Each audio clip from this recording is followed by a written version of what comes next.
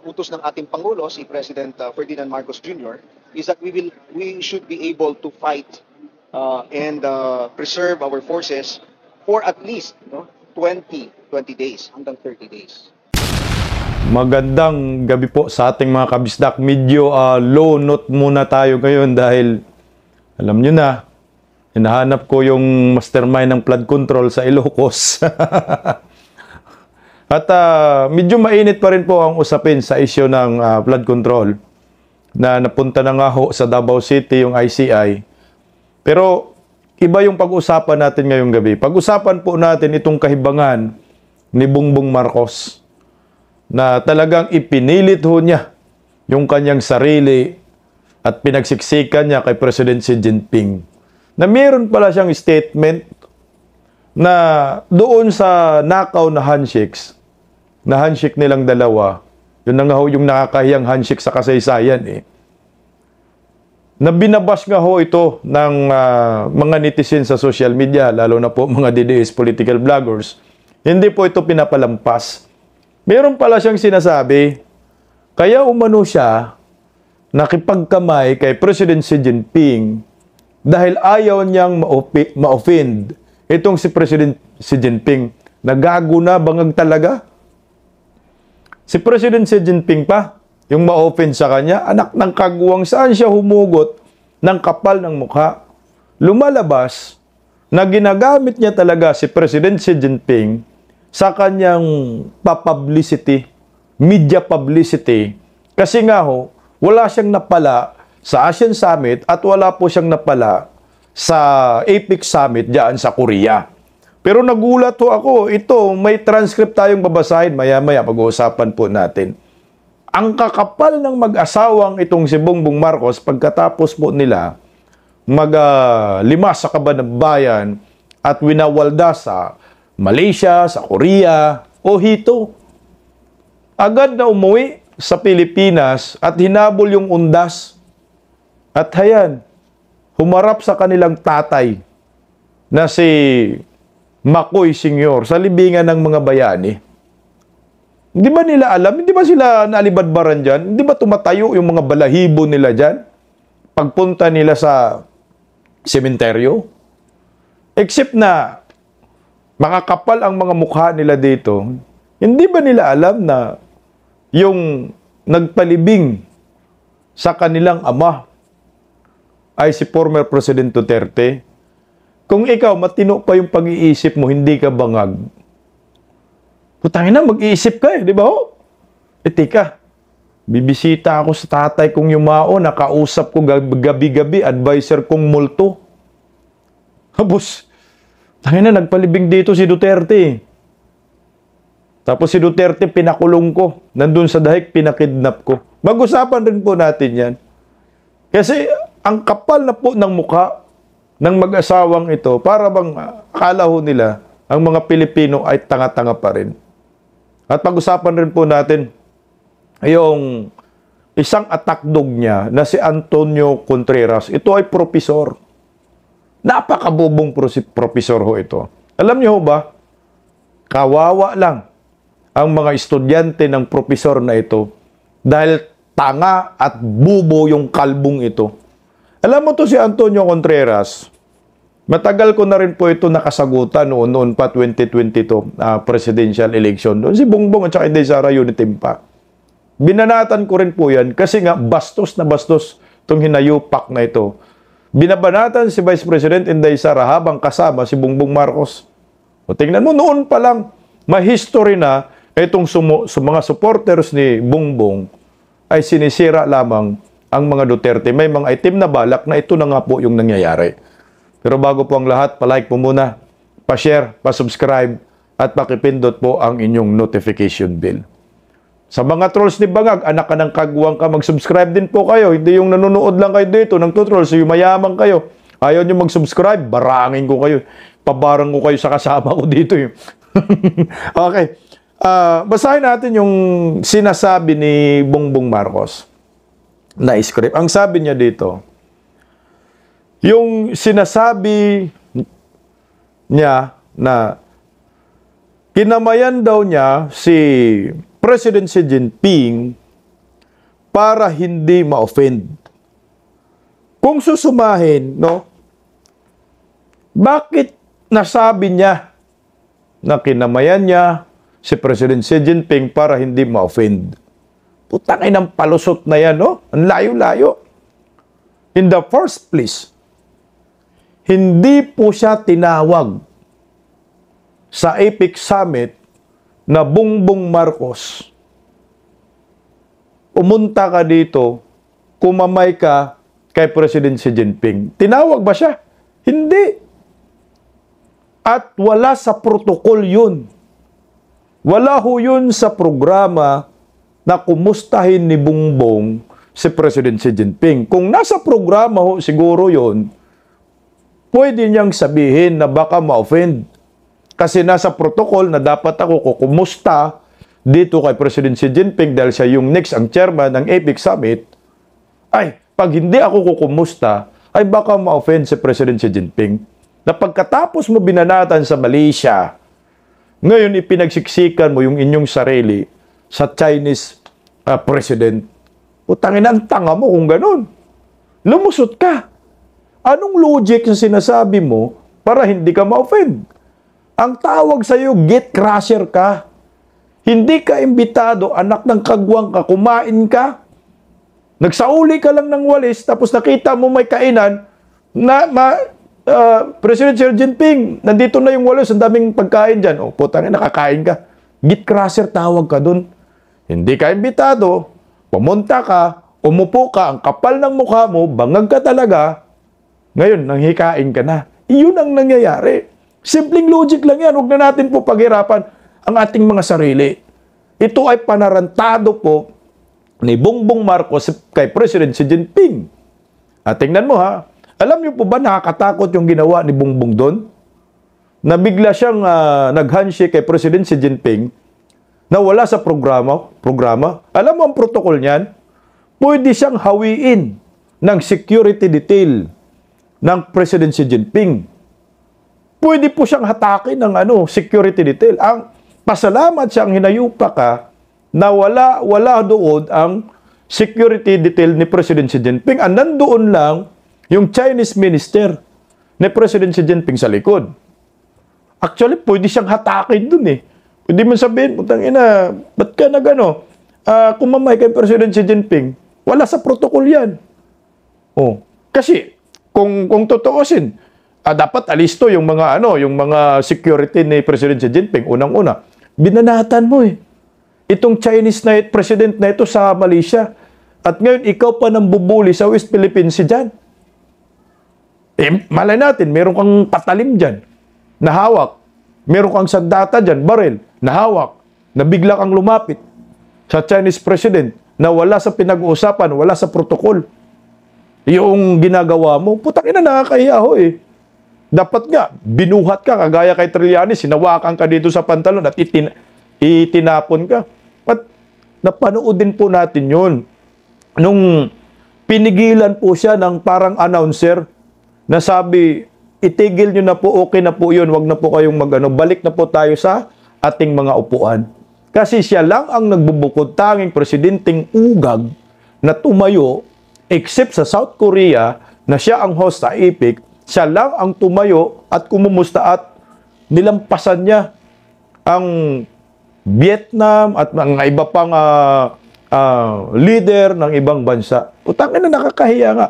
Ang tawag doon, gate crusher, hindi ho po pwedeng sabihin mo, putang ina, irarason po ninyo na baka ma-offend si President Xi Jinping. Si President Xi Jinping pa, yung ma-offend sa'yo, anak ka ng kagwang, hindi ka imbitado, wala ka sa programa, walang logic yung sinasabi mong ma-offend ka dahil hindi kasama yan sa protocol. Ang protocol, huwag kang kumumusta. Ang problema kang hinayupa kang kapal na mukha mo, hindi mo naintindihan dahil sira na yung pag-iisip mo.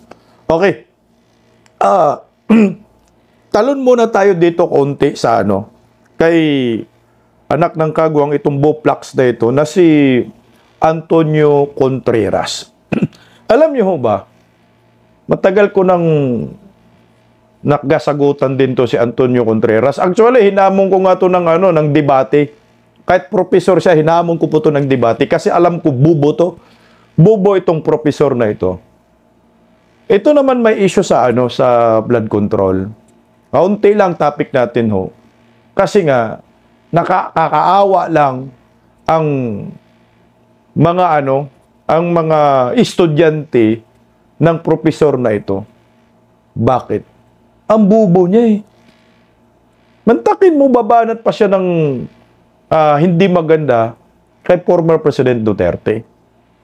Kasi nga, ang mga Pilipino ngayon, hinahanapan na si Bongbong Marcos ng resulta sa almost 5 months, I think mag 6 months na 5 months na investigasyon sa maanumalyang flood control sa kanyang administrasyon, na umabot na nga sa 1.2 trillion pesos ang budget sa kanyang administrasyon lang para lamang sa flood control, na lahat ghost projects karamihan. At bumungad na nga ngayon na pinakamalaking scam sa kasaysayan na nangyayari sa ating bansa under Marcos admin, itong flood control na ito. Siyempre, ang taong bayan kasi nanonood, nag-iimbestiga sila, kunyari, sasabihin, mahiya naman kayo, kahit kasama sa dyan, hinahanapan na po natin ang resulta eh. Ano ba ang resulta? May napakulong na ba? May nakasuhan na ba? Wala pa, as in ngayon, zero. Zero po.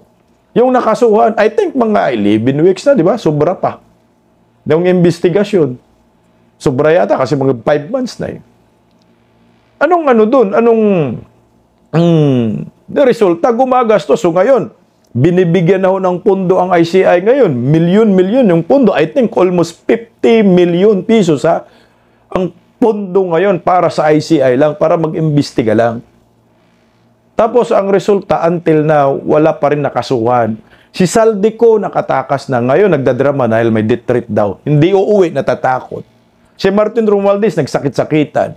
Kino-cover up, pinagtakpan ni Panfilo Lacson at pinagtakpan ng Department of Justice, Ombudsman, ni Buying. Ano sabi ni Buying? Ang pananagutan lang ni Martin Romualdez ay kapabayaan lamang. Anak ka ng kamuti. Walang kasong kriminal. Milyon-milyon na ang nawala. Bilyon-bilyon. Wala pa rin kasong kriminal. Anak ng kagwang naman talaga.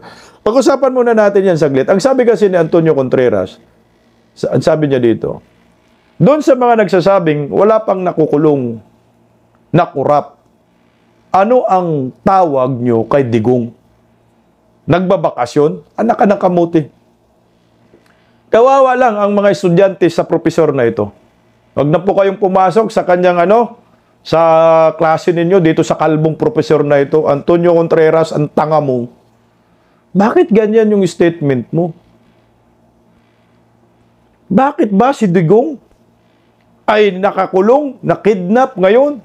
Kinidnap ng Marcos admin, pinadala sa dahig. Anong kaso niya dun? Puntangin na hirap nga pang magkaso eh. Hindi mo alam kung anong akusasyon kay Digong? Murder. Murder di umano tatlo. Tatlong 3 counts of murder. Wala namang kasong pagnanakaw si Duterte. Anong sinasabi mo? Na nakakulong si Duterte, nakurakot si Duterte? Nandoon sa Netherlands? Ang inang hinayupak ng profesor na ito, si Raulo. No? Tinarantado ang taong bayan. Alam niyo, itong klaseng mga taong ito, desperado. Kasi nga, hindi na po nila kayang protektahan si Bongbong Marcos. So, gagawa ng statement, kahit alam nila, hindi tama, napakatanga naman kung maniniwala. Di ako professor pero putangin na, araw-araw ko, kinakain ko po yung issue sa bayan. Yung issue sa politika, kinakain ko po. Lecturean kita, kalbo ka. Sa mga estudyante ng professor na kalbong ito, makinig ko kayo. Fake news po. Yung sinasabi ni Antonio Contreras na di umano ay si Tatay Digong ay nakulong dahil sa korupsyon. Hindi po totoo yan. Putangin, kayo po nagkaso kay former President Duterte, kayo po yung nag-akusa na di umano pinanggugurgor ni former President Duterte yung mga nahinayupak na mga drug lord, drug pusher, EJK. 3 counts of murder, corruption, anak ng kagwang naman talaga naman, Prof. Tinarantado mo lang ang bayan dito. Hindi ho, ganun. ang dahilan kung bakit si former President Duterte ay nasa dahig at kinidnap ng mga animal. Wala nga kaso eh. Akusasyon pa lang ho. May kaso ba? For your information, Professor Contreras, ito po ang totoong kwento. Si former President Rodrigo Roa Duterte nasa dahig Netherlands ngayon dahil kinidnap ng gobyernong Marcos na ayon po mismo yan kay Vice President Inday Sara at sa mga ekspertong mga abogado. Tinarantado nila yung matandang iyon. Walang kaso si former President Duterte na korupsyon, plunder, or ano ba man sa ating bansa. Ang tanging akusasyon kay Tatay Digong dahil doon sa EJK nung war on drugs niya sa panahon ho niya. Kaya ho, ginamit ni Bongbong Marcos yan para si Duterte mapatahimik.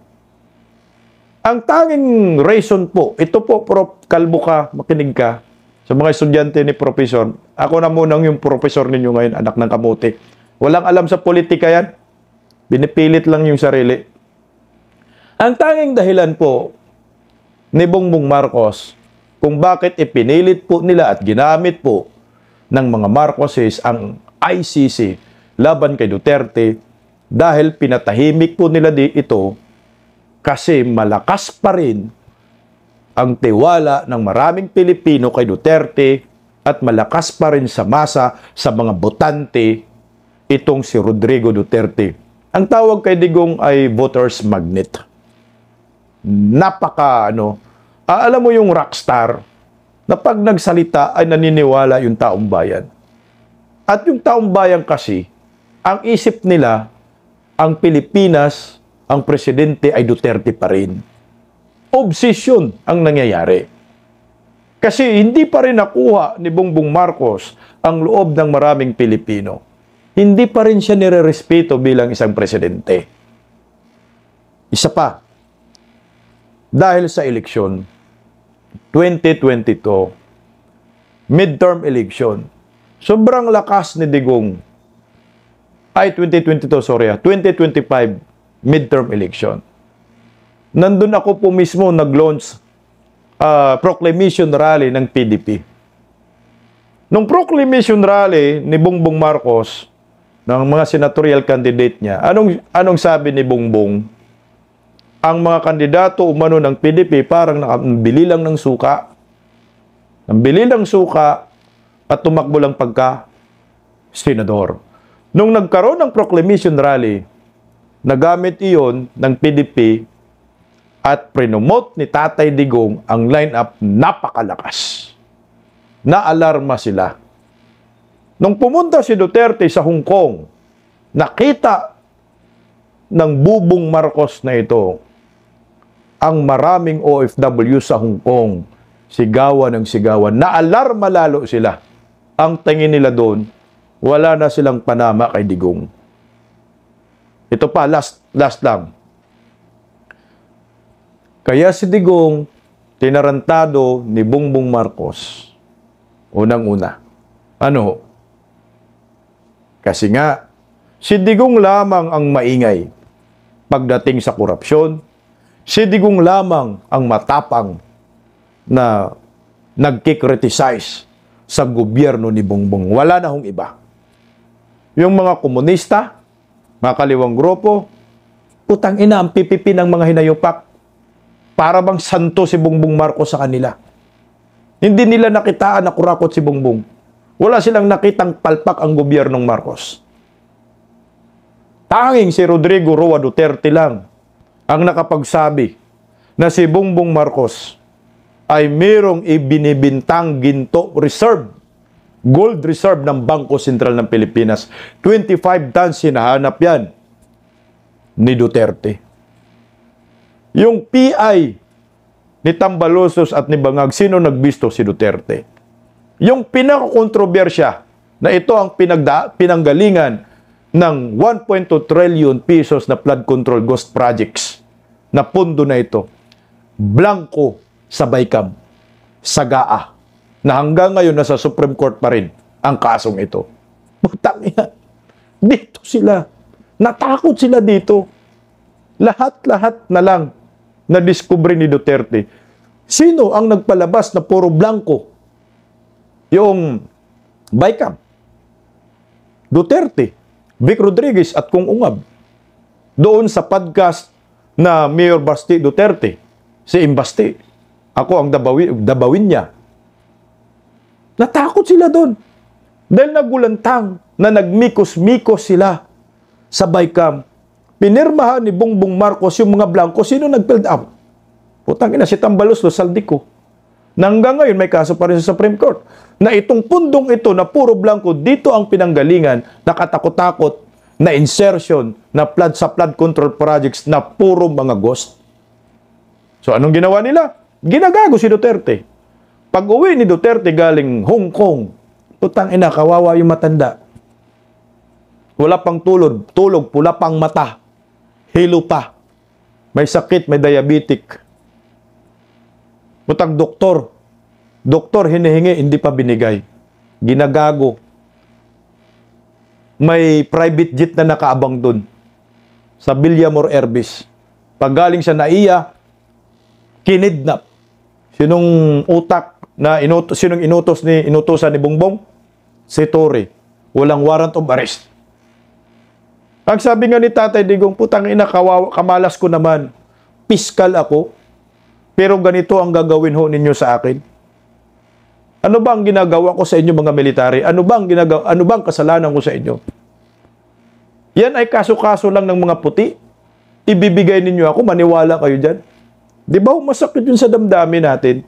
Na si Duterte Piskal hindi nakatikim ng Regional Trial Court, na yun ang karapatan niya, nakalagay sa International Criminal Court panuntunan, na pag may ganyan, dapat idulog muna sa local court. Kung may mga ganyan red notice, hindi mo pinatikim si Duterte. Pinilit, kinidnap, at pinadala sa dahig. Yan po yun, Professor Contreras. Hindi po si Tatay Digong na-detain sa dahig dahil sa korupsyon. Yan ay na-detain si Tatay Digong dahil sa panggigipit, dahil sa akusasyon tungkol di umano sa AJK, sa war on drugs. Animal, yung tatlo na nga yun, yung pagka-mayor pa si Duterte, hindi pa sa AJK. Yung iba doon, yung dalawa yata. Oh. Pinilit ninyo ginagago ang taong bayan. Pinilit ninyo tinarantado ang mga Pilipino. O ito, pag-usapan rin po natin itong hinayupak na ito. Ito. Alam nyo pa yung picture na yan? November 2 po yan. Sa libingan ng mga bayani. Kasama si Bongbong Marcos, kasama si Baki. Putang ina, ang kapal ng mukha ninyo dyan. Hindi ba ho kayo tinamaan ng hiya dyan? Hindi ba tumayo yung mga balahibo ho ninyo dyan? Na pagdating po ninyo dyan sa libingan ng mga bayani, may picture yung tatay ho ninyo. Na putang ina, ang tagal. Ilang presidente ang nagdaan. Hindi yan apelibing eh. Sinusuka yan eh. Yung tatay nyo. Bilangin natin, gusto nyo? Corazon Aquino. Hindi yan ipinalibing ng mga dilawan. Si Fidel V. Ramos, hindi yan pinalibing ng mga dilawan. Si Irap, hindi yan pinalibing ng mga... Hindi yan pinalibing sa libingan ng mga bayani. Yan yung hiling ninyo eh. Si Gloria Macapagal Arroyo, hindi rin yan pinalibing. Si Pinoy, Noynoy Cuyako, hindi rin yan pinalibing. Sino nagpalibing? Rodrigo Roa Duterte. Kung hindi ba bangag-bangag ang mga hinayupak ng pamilyang ito, tangina, mahiya kayo kay Duterte. Yung tatay nyo, nabubulok na sa Ilocos. Pero handyan ngayon. Pinalibing sa libingan ng mga bayani. Hiling ninyo yan, matagal na. Pero si Duterte, hindi niya inisip yan na maraming magrereklamo, batikusin siya ng mga dilawan na hinayupak na kakampi ninyo ngayon. Hindi niya inalintala, batikusin siya ng mga komunista, aktivista na nayupak kakampiho ninyo ngayon. Basta ang nasa isip ni Duterte, puta, bayani ito, si Marcos, senyor. Ipapalibing ko sa libingan ng mga bayani. Hindi ba kayo dyan minulto ng tatay mo? Sa bagay, minulto nga siya gabi-gabi, di ba? Minulto siya gabi-gabi. Kausap daw niya, advisor. Ghost. Kaya ang resulta, ghost projects. Ito yung ugali na hindi ordinaryong ugali at hindi po to ugali ng isang Pilipino. Pag ikaw po ay Pilipino, siyempre meron kang tinatawag na delikadisa. Pero ito ginawa ni Bongbong, putang ina. Ito ay bunga lang ng pagkalulong niya sa polboro na tuyo ng utak niya. Kumbaga, hindi na tumatakbo yung maayos na pag-iisip. Dapat dito, mental hospital sa Mandaluyong. Tanga mo naman. Sige nga, kayo mga bubonistang tanganista, sagutin nyo nga ho ito. No? Sagutin nyo po ang isyong ito patungkol po dyan. Hindi ba niya naisip na si Duterte nagpalibing dyan? Na si Duterte ngayon tinarantado niya, mga Duterte sinisiraan niya. Tangina, kung hindi nyo naisip yan, ang tawag sa inyo, bangag din. Kasi nga, walang puso. Ang puso ng itong mga traidor. Kasi ayaw na po nila bumaba sa pwesto. Gusto nila manatili sa kapangyarihan. Hindi nga po pwede. Iyan po yung tinututulan ng mga Pilipino. Enough is enough. Hanggang 6 years ka lang. Kung hindi mo kaya yung pagkapangulo dahil lubog na tayo sa baha, lubog na nga tayo sa utang, lubog ng ekonomiya, mas maganda mag-resign ka. Pero yung pagkakapal ng mukha mo dyan, putang ina, wag mong ipairal yan. So ito, segue tayo ng konti. Alam ko po na itong direksyon ng gobyernong Marcos, gusto nilang manatili sa kapangyarihan. At ang mga opsyon nila ganito. Merong isang nagsabing political analyst na ang pinaka-last option nila para manatili sa kapangyarihan si Bongbong Marcos ay magdeklara ng martial law. Yun yung nasa isip po nila ngayon. Kasi nga, wala na po silang pambato sa 2028 presidential election. Kahit magsanib puwersa ho, ang pamilyang Marcos, pamilyang Aquino, nakita po natin si Chris Aquino at saka si Liza Marcos ay magkasama na po. Recently lang, di ba? Kahit magsama-sama sila Pinklawan Dilawan, mga komunistang grupo, NPA, wala silang pambato. Wala silang napupusuan. Si Trillanes, hindi obra. Bakit? Putangin, nasa Caloocan nga, walang bumoto dyan eh. Buong Pilipinas pa. Sira na yan eh. So yung hinihiritan nila, si Risa Hontiveros, malabong mangyari. Si Martin Romualdez sana, pero sira na. So meron pa silang ginagawa, baka sakaling makalusot, magpasa sila ng panukala na ibaba yung edad sa pwedeng tatakbo sa pagkapangulo. I think 30 to 35, pwede na daw, or something ganon. So ipipilit nila si Sandro Marcos na patakboin sa pagkapangulo. Again, kahit sino po yung kanilang pambato ay walang mangyayari. Duterte pa rin ang mananalo. Pero ito yung kinakatakutan ko dyan. Pinakahuli-hulihang alas nila. Magdeklara sila ng gyera laban sa China. Yan ang nakikita ko na dapat ito bantayan natin. Sinabi na rin ni Kiko Barsaga yan, di ba? Bakit? Pag nagdeklara ng gyera itong si Bongbong Marcos laban sa China, diyan sa West Philippine Sea, kasi nagpo-provoke na sila ngayon, di ba ho? Magagaya tayo sa Ukraine. Tingnan mo ang Ukraine. Gyera. Nung nagkagyera, pinapautang ng Amerikano, baon ang ekonomiya. Nung nagdeklara ng gyera, Ukraine sa Russia, walang eleksyon. Tama? Until now, walang eleksyon. Ilang taon na. Sino ang presidente pa rin ngayon? Si President Xi Jinping. Si President Xi Jinping, sorry President Zelensky, animal. Chinese pala yun. si Zelensky pa rin ang presidente.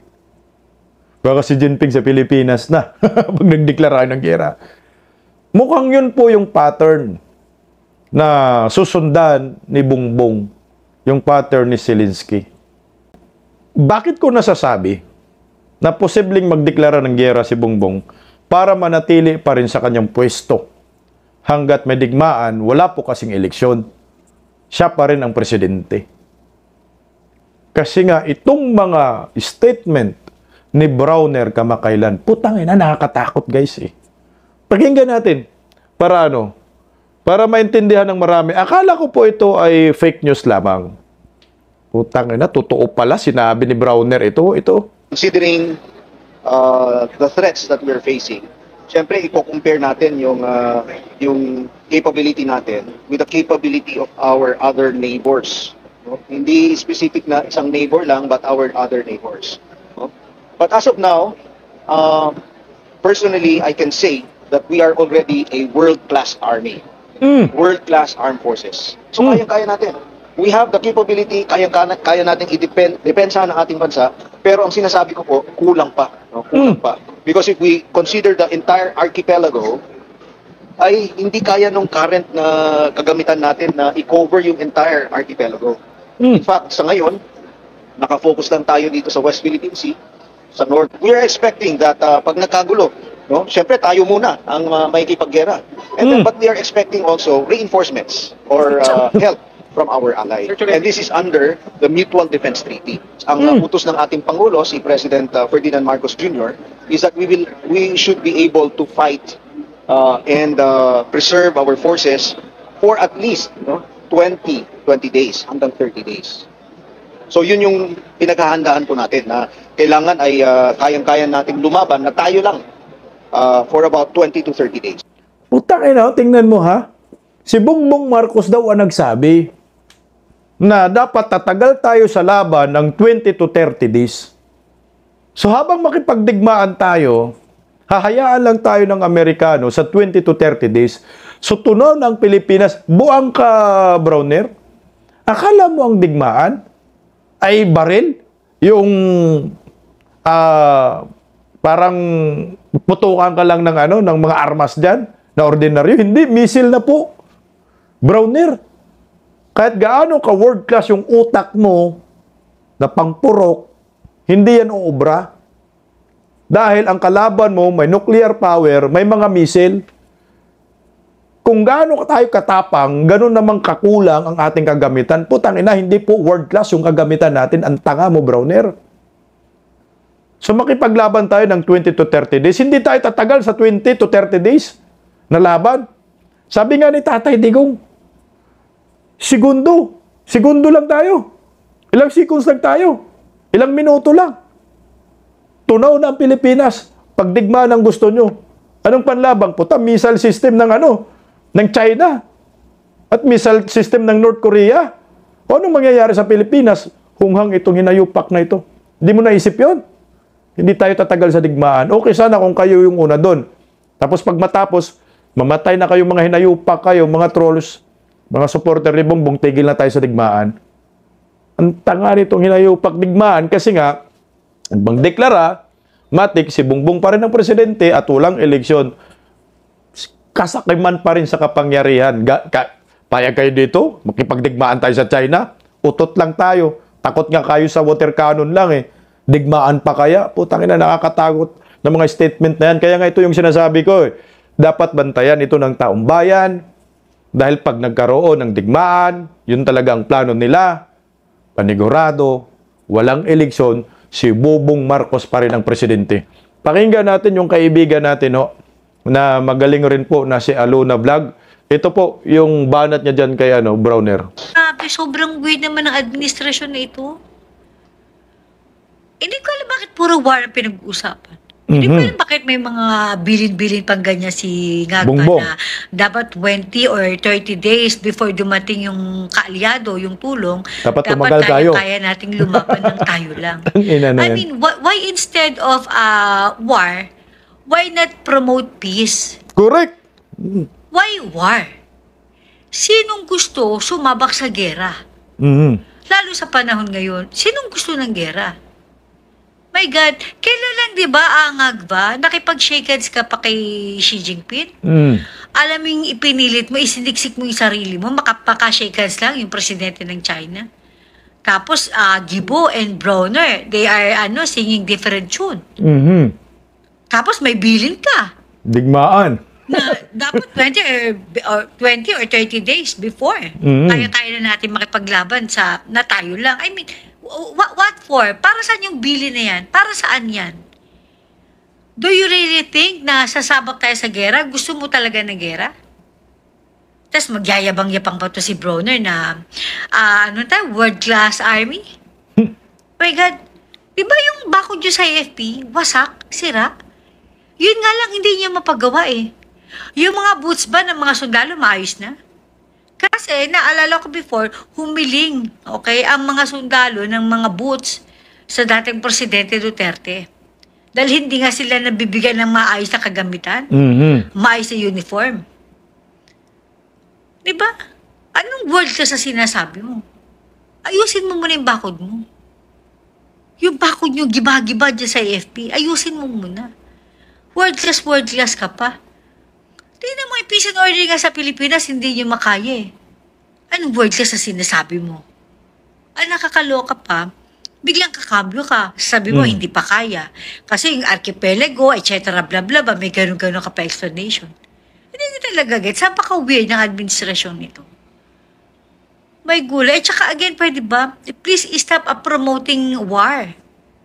Diba? Mag-promote kayo ng love, ng peace, kayusan. Alam niyo ba yung gera na gusto niyong magyari, itong singag ba? Alam niyo ba magiging epekto niyo sa Pilipinas? Bagsak na nga ang ekonomiya natin. Lalo pang babagsak dahil sa gera. Correct. Can you imagine, kapag nagkagera, kayo ang unang-unang lalabas ng bansa. O meron kayong pagkataguan na kung saan kayo safe. Ang kawawa mga Pilipino. Akala ko ba pro-Pilipino kayo? Akala ko ba pro-Pilipinas ang administrasyon? Bakit nyo isinasulong sa gera ang Pilipinas? Correct. Bakit gusto nyo ng gera? Ba't hindi nyo pinaproteksyonan ang mga Pilipino? Bakit gera? I don't understand. May mga paganyan-ganyan ka pa. Dapat 20 or 30 days before dumating yung mga kaalyado natin, kaya natin lumaban na tayo-tayo lang. My God. Do you really think kaya natin lumaban? Ewan ko, napakawin ng administrasyong ito. Sobra. Ipapahamak mo ang Pilipinas, ipapahamak mo ang Pilipino. Sobra-sobra nang ginagawa niyo pagnanakaw sa bayan eh. Wala na nga kayong itinira para sa mga Pilipino, para sa Pilipinas, tapos gustong paggumera. Putay na talagang bangag na to. Ipapahamak ang Pilipinas. Yan ba yung pro-Pilipinas sa sinasabi mo? Napaka-weird ng administrasyon. Sobrang weird. Tangina, bangag ka talaga, bangag. Mantakin mo, ito simpleng logic lang. Si Bongbong Marcos nakipagkamay kay President Xi Jinping. Kasi nga, baka ma-offend daw. Kaya nakipagkamay siya. Pero ang purpose nun, isiniksik niya yung sarili niya. Pero habang siya nakipagkamay kay President Xi Jinping, nakaplastikan lamang, ginamit si President Xi Jinping dito, yung mga bata niya, kagaya ni Bronner, binilinan niya na kailangan tumagal daw ang mga militar, tayo, hindi lang mga militar, kasama tayong mga Pilipino, ng 20 to 30 days sa digmaan laban sa China. Wala na pong ibang pinatamaan dito, Bronner. Putang ina, sasabihin mo pa, ayaw mo magbanggit ng bansa. China eh. Sino bang sino ba yung tinitira ninyo, binubuli ngayon? Sino bang kainitan sa West Philippines? Di ba China? China ho, ang pinatamaan nyo dyan. Kung puro kayo dakdak, pag ang China mapuno, baka bagsakan tayo ng misil, sampulan. Ang tanga mo naman. Tama. Bakit digmaan ang ipopromote mo? Bakit ayaw mong ipromote yung usaping kapayapaan? I-resolve natin yung sigalot. Hindi po pwedeng ganun. Magdigmaan tayo. Walang gusto ng digmaan. Kayo, mga tangang supporter si Bongbong Marcos, tanungin ko po kayo, handa ba kayong mamatay? Handa ba kayong makipagdigmaan sa China? Kaya ba ho ninyo sumalag ng mga bala? Hindi po yung bala basta-basta, missile po. Meron ba tayong Iron Dome, kagaya dyan sa Israel, na pag pinapaputukan tayo ng mga missile, puputok na din sa taas? Anong meron tayong missile system? Putang ina, hiram sa Amerikano, paltik pa. Kaya natin yun? Pag-isipan nyo po.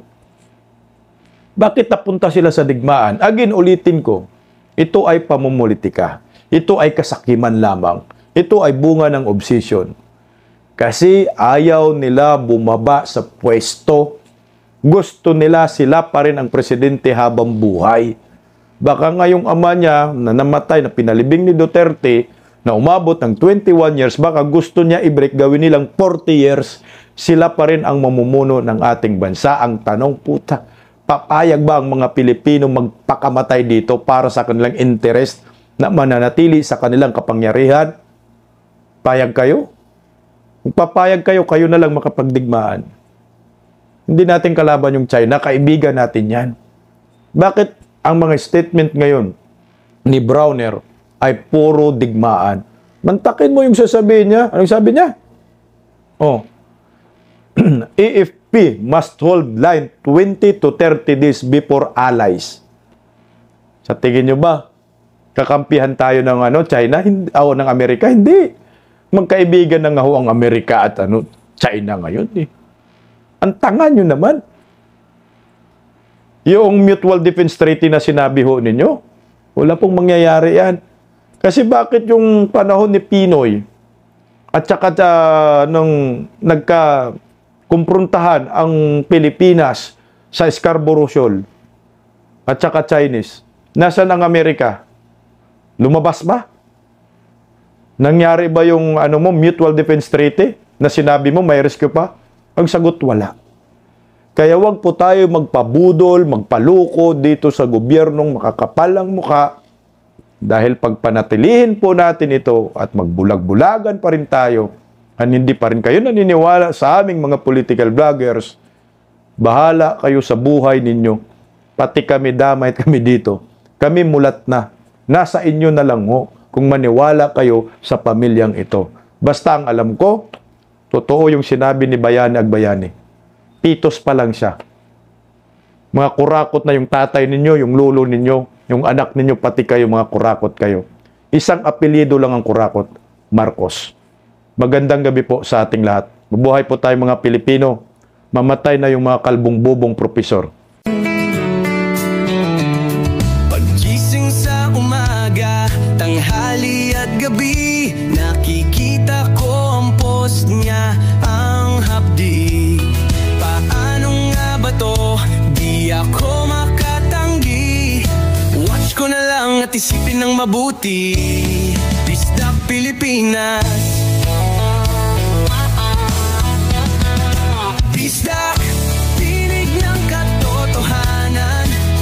Sa bawat vlog may laban sa kasinungalingan. Mulat ang mata, gising ang masa. Bisdak Pilipinas, para sa bayan, gumigising sa diwa. Sa likod ng kamera, tapang ang dala, walang sinasanto kung mali ang gawa. Hinay-hinay, pero palaban. Boses ng tao sa digital na labanan. Bisdak, tinig ng katotohanan. Sa bawat vlog may laban sa kasinungalingan. Mulat ang mata, gising ang masa. Bisdak Pilipinas, para sa bayan, gumigising sa diwa.